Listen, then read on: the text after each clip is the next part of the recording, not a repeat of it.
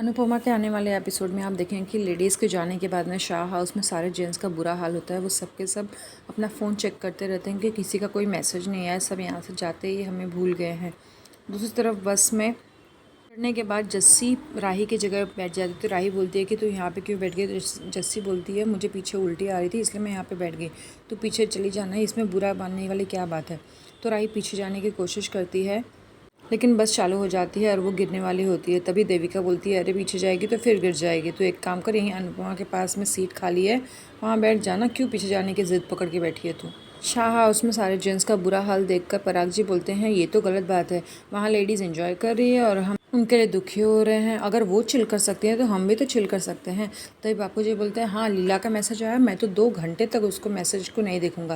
लेकिन तभी देखा जाता है कि बापू जी छुपके से लीला से बात कर रहे हैं और सारे के सारे जेंट्स उनको देख लेते हैं। तभी वो जेंट्स बोलते हैं बा हम यहीं पे हैं, तो बापू जी फ़ोन स्पीकर पे रख देते हैं और बा भी शर्मा जाती हैं। तभी सारे जेंट्स लोग बोलते हैं कि हम यहाँ पे बापू जी का बहुत अच्छे से ख्याल रख रहे हैं, आपको चिंता करने की बिल्कुल भी ज़रूरत नहीं है। वहीं प्रेम बोलता है कि बापू जी को हम अपने साथ में लेके जाएंगे और ये लोग हमारे साथ में ही लंच डिनर और स्नैक्स करेंगे, तो आप इसकी बिल्कुल भी चिंता मत करिएगा। वहीं अनुपमा को टेंशन होने लगता है, तो पराग जी बोलते हैं कि मुझे पता है कि आपको बहुत ज़्यादा टेंशन है अनुपमा जी, इसलिए आप कुछ बोल नहीं रही, लेकिन आप चिंता मत करिए, मैं सब कुछ संभाल लूँगा।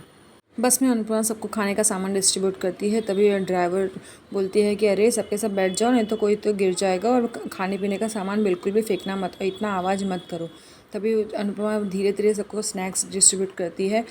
फिर ड्राइवर बोलती है कि अरे मैंने शांति रखने के लिए बोला था, लेकिन तुम लोग शांति से धीरे धीरे कुछ गा तो सकते ही हो। तभी लोग अंताक्षरी खेलना शुरू कर देते हैं।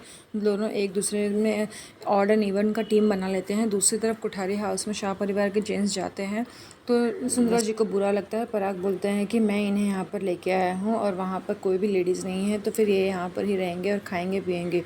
तो फिर वसुंधरा जी बोलती हैं अगर वहाँ पे लेडीज़ नहीं है तो कोई बात नहीं, मैं यहाँ से 3 टाइम का टिफ़िन भिजवा दिया करूँगी, लेकिन ये लोग यहाँ पर नहीं रहेंगे। पराग तूने इन लोगों को माफ़ कर दिया होगा, लेकिन मैंने अभी तक इन लोगों को माफ़ नहीं किया है।